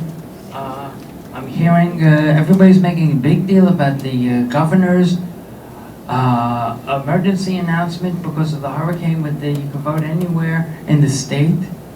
From what I remember, I think since at least 1998, at least for the city, you've been able to go to any poll site and fill out an affidavit ballot wherever you were and vote.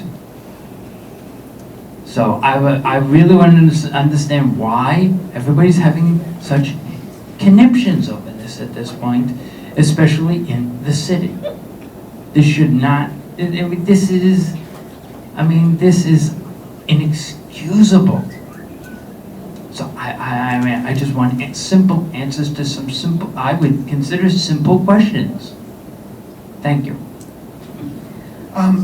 First of all, I share your distress regarding your uncle. What's your name? Andrew Kurzweil. You're Andrew? Yes.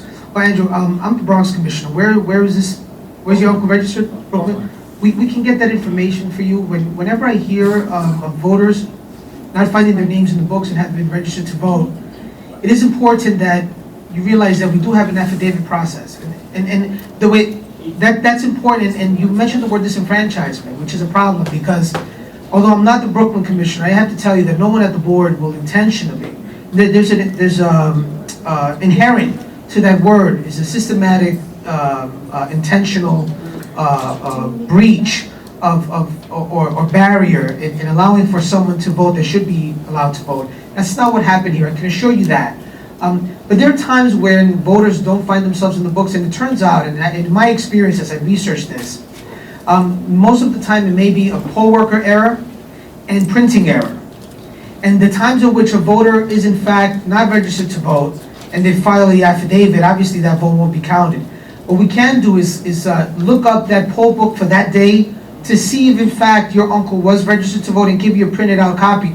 Valerie is here and she can actually get you that information directly so that you can verify whether or not his name was in the book. But one of the things that I saw last time in Manhattan, and again I'm the Bronx Commissioner, but in Manhattan what I saw was there was a family of 4 that was registered to vote at a specific poll site, and Councilman Rodriguez brought this to our attention. The last name I believe was De La Rosa. And the entire De La Rosa family, well, 3 out of the 4, spelled their last name in a specific manner. And that was D-E-L-A-R-O-S-A altogether. But this particular De La Rosa decided to break up her name in 3. That put her name in a different book aside from the rest of the family. And the rest of the family found themselves in the book. So believe it or not, this was one example in which a variation of the spelling. Now that's not to say that's your uncle's reason. But what we can do is figure out what happened there and continue to improve poll worker training, continue to figure out a way to get these books in an electronic fashion so that we can take this ridiculous arcane system of having people actually come in and have to sign in and find their names in a book. We can work towards that end so that this doesn't happen in the future. But I really share your distress. Anytime a person is registered to vote, doesn't find their names in the book, and doesn't vote by affidavit, makes my hair fall out. And there's a bald spot that continues to grow back here. So I want to make sure that this stops. He did vote affidavit. But Oh, he did? He did vote affidavit. His vote will be counted. If he voted by affidavit, it's important to know that his vote will be counted, and I promise you that we will not certify that election until every valid vote is But counted. my question is, though, if Board of Elections Brooklyn, I mean, this is somebody called Board of Elections Brooklyn. This is the district leader called the district leader called Board of Elections Brooklyn the day after. I made sure I did it the day after. I don't doubt that happened. I And don't she doubt it. called and they said, it's not there. Well, I don't doubt it happened. He's not registered. What we want to do is this, since you have the serial number, Valerie's going to get the poll site book that day, and we're going to verify if his name was on the book. If it was on the book, this is an issue with poll worker training. We're working on those inefficiencies as we speak. But the thing is though, but there's been problems over the years where they keep dropping the name and needs to be registered. They've also gotten his middle initial wrong, but I'll put it this way, that's a typo. I'm not gonna complain about that, but it's something called keeping it in the book has been a trouble. I've been going to higher ups in Board of Elections because I know people and everything. I had somebody, quote unquote, walk it through for me, and it still came up. Thank you. We're going to get to the bottom of that. Okay. Your second point, real quickly, if I may, his second point regarding 1988, no, that's not the case. What the governor's executive order did for the affected counties of the Hurricane Sandy was actually lift the residency requirements that are required by election law. So you cannot go into any poll site in any part of the region and just vote via the affidavit, because your vote will not count if you're not a registered voter in that specific district and poll site. That's very important to note. What that executive order did was actually it lifted the residency requirement, and it allowed for any voter to vote anywhere for the presidential and US Senate elections. And the reason for that is that he made that distinction was not to allow for those people that are not represented by local officials to vote, to have a vote for those local officials.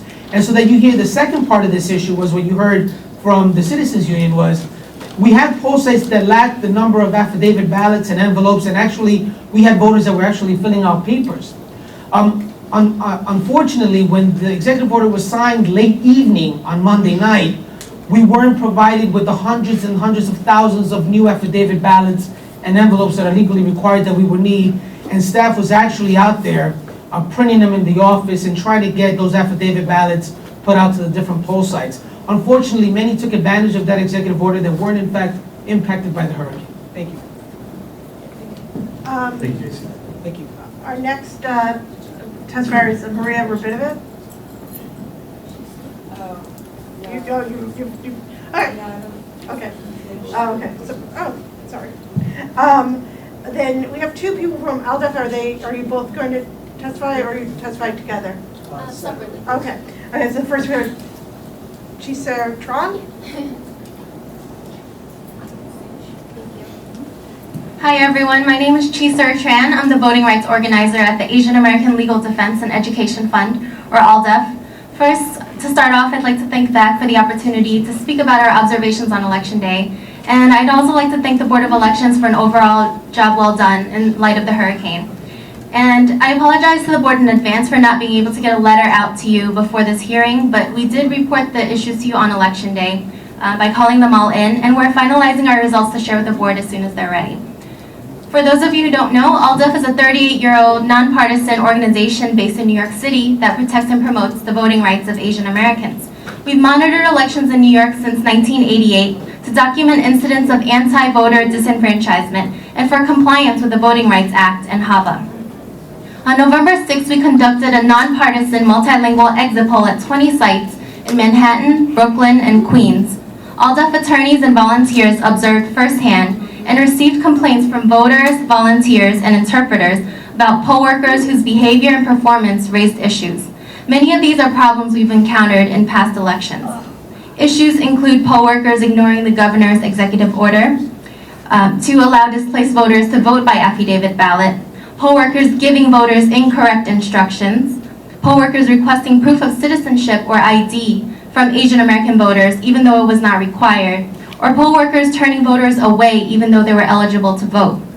We observed some poll workers who were not completely prepared to assist Asian American voters on Election Day. For example, in Chinatown, poll workers were unaware that affidavit ballots were available in Chinese as well. And an ALDEF volunteer had to ask repeatedly for these ballots to be provided to voters. Incidents occurred at Confucius Plaza, PS1, IS-131, and PS-126 in Manhattan's Chinatown, and at St. Andrew's School in Flushing, where poll workers refused to give out affidavit ballots to voters, saying that voters should return to their assigned poll sites. At St. Andrew's School in Flushing, elderly Korean American voters were turned away by an interpreter, and they weren't able to vote. In Elmhurst, Queens, at the Newtown High School poll site, a group of elderly Chinese American voters arrived and were directed to go elsewhere, and they weren't given provisional ballots. They left without voting. In Jackson Heights, PS 69, all deaf volunteers observed at least 20 Asian American voters in a time span of 3 hours who were sent away because poll workers were unsure about the Governor Cuomo's new order and denied that voters could vote through affidavit ballot at any site. We observed poll workers who were rude to voters and to their colleagues. For example, at Newtown High School in Elmhurst, a voter reported that poll workers were rude to her father and mistreated the Chinese language interpreter on site. While the voter's father was receiving help from the interpreter, a poll worker grabbed the materials away from the interpreter and said, "We're using this now." And the voter's elderly father wasn't able to receive assistance from the interpreter. We also observed poll workers who were unprepared, untrained, or unable to help voters understand ballots. For example, at PS 217, the poll workers asked our all-deaf exit poll volunteer to serve as an interpreter. But the role of our exit poll volunteer is simply there to conduct exit polls, not to do the job of the poll workers. At JHS 189, a poll worker gave a voter incorrect instructions, but the voter was ultimately realized that the instructions were incorrect and received correct instructions from another poll worker. We observed several instances where poll workers improperly asked voters to show ID. At Confucius Plaza in Chinatown, a poll worker asked the Chinese American voter, "Are you American?" and demanded that the voter show identification before voting. There was also a very troubling incident where a Chinese American voter at PS 20 in Flushing was asked for proof of citizenship before voting. The voter noted that he has been asked to prove citizenship before and other forms of ID in the past, despite being a regular voter. Many of the voters we surveyed were first-time voters or immigrants. For many immigrants, their limited English proficiency may limit them from participating effectively in our democratic process. It's imperative that we work together to address these barriers, reprimand those accountable, and ensure that these issues do not recur. We advocate to enforce compliance with the language access provisions of the Voting Rights Act, as well as other provisions, and HAVA, as well as training poll workers and interpreters not only on proper procedure, but on cultural sensitivity as well. We look forward to working with local community groups and the Board of Elections to ensure that Asian Americans can fully access their right to vote, not just in presidential elections, but in all elections. Thanks for your time and attention to these important issues, and I'm happy to answer any questions. All right, hi, I'm Matt Clark. I'm a legal fellow with ALDEF. I'm a colleague of Chief Sir's. I'm going to speak briefly about our efforts under Section 2 of the Voting Rights Act. That's the language assistance provisions. This will be covered in our observation letter to the Board of Elections, which I'm sure you guys are just eagerly waiting from us, our annual report, and the written testimony. So I'll be as brief as I possibly can. This election day, through an authorization letter from the Board of Elections, and we do thank you for that. It's collegial professional treatment, which is far and above what the response we get from other jurisdictions when we asked to observe poll sites, was we send volunteer attorneys out to look for what's required by Section 203. That's interpreters, as both Ms. Wong and Ms. Yudin have discussed. It's translation of materials, that's signage, and translation of the ballot itself. We were in 24 polling places and we covered over 160 election districts this year. And again, as Chief-Sir said, we've been doing this since 1988 and we've come to appreciate that it's a process. Every election we improve a little bit more and things get a little bit better. This year, language access was better than it was in 2008. Our hope is that in 2013 for the mayoral election, we'll continue on that process.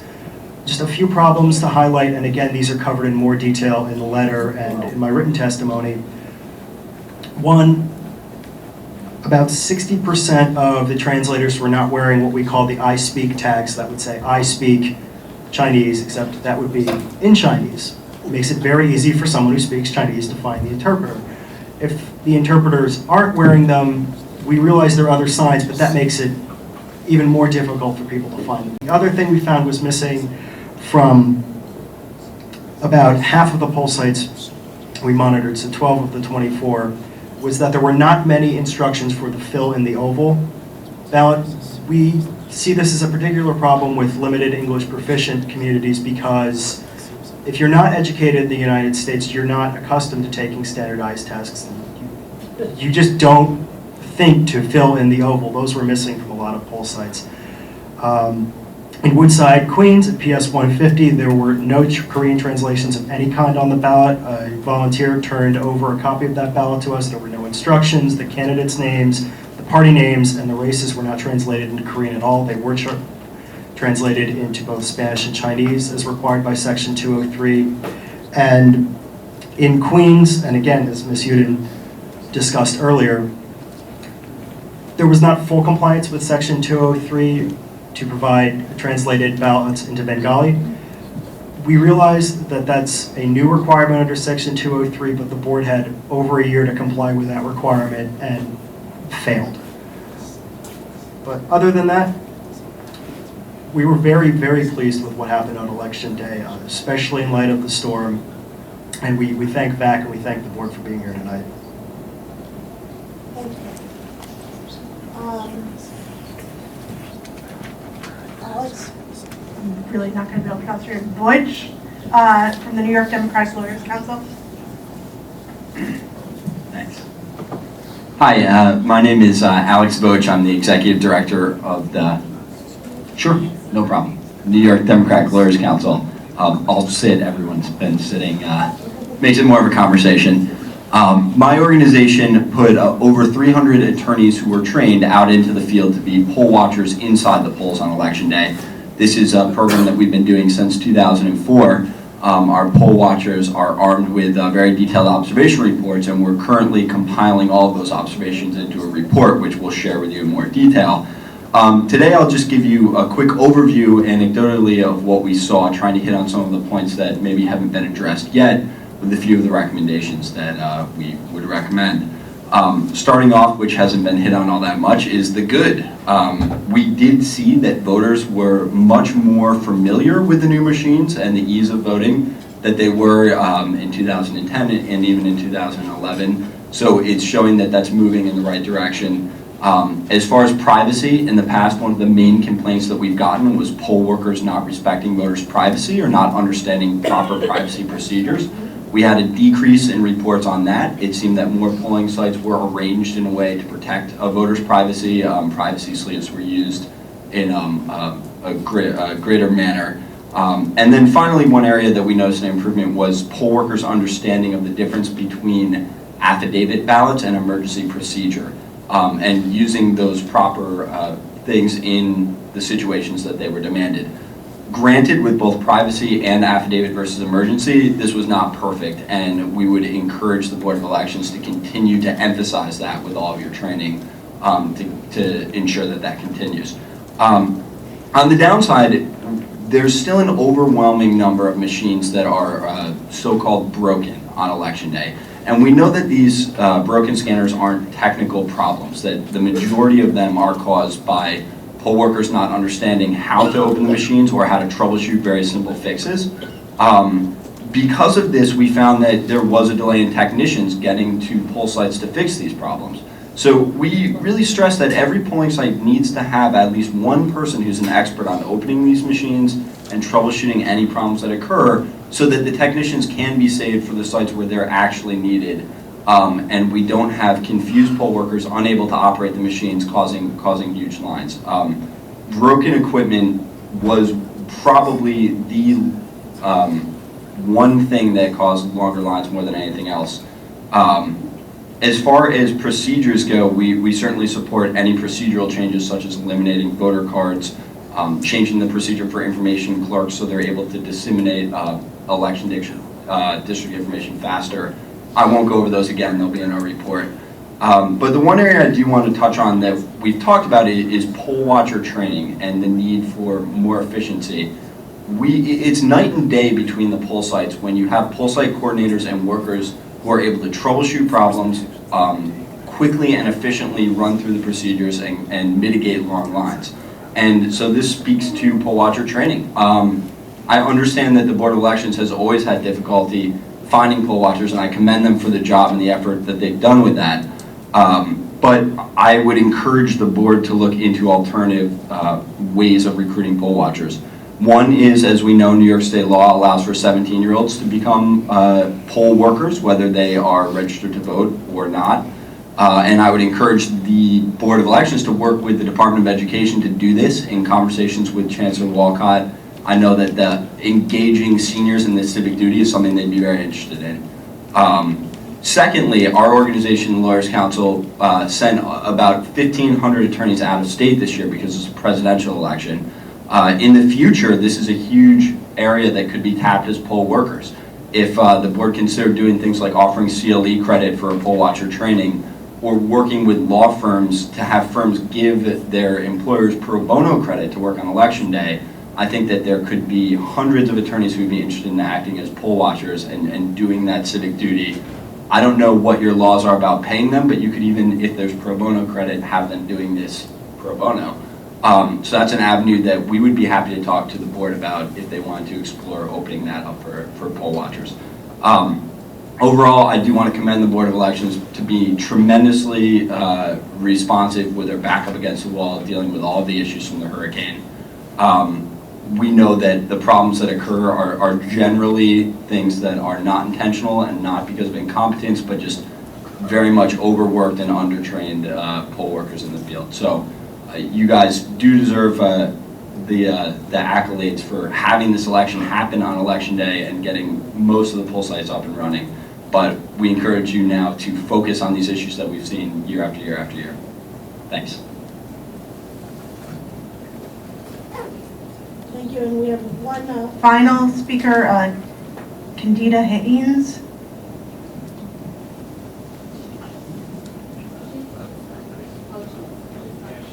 Oh, okay.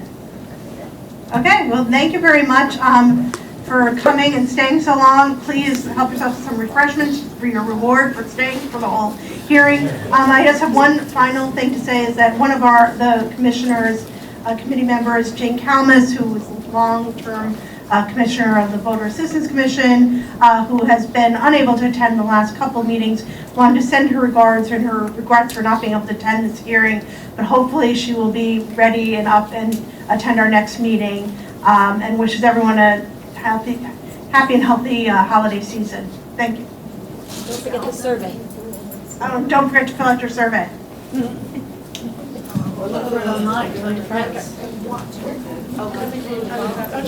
I just want to make a quick announcement.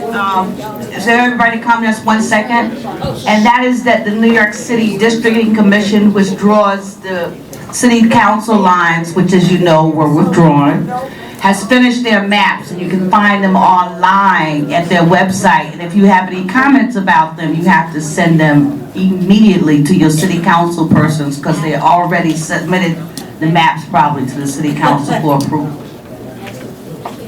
Thank you.